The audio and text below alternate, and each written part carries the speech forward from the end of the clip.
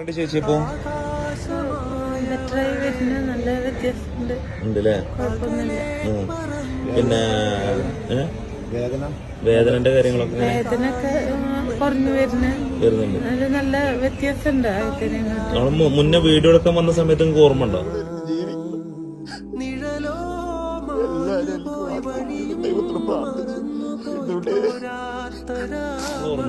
Video എടുക്കുന്ന സമയത്ത് എനിക്ക് ഫോട്ടോ, എനിക്ക് ചേട്ടൻ ഓർമ്മ വന്നപ്പോ ഫോട്ടോ ഒക്കെ കാണിച്ചിരുന്നു.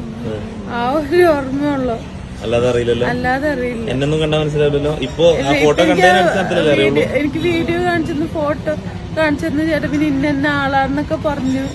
അപ്പൊ എനിക്ക് മനസ്സിലായി. അല്ല ഇപ്പൊ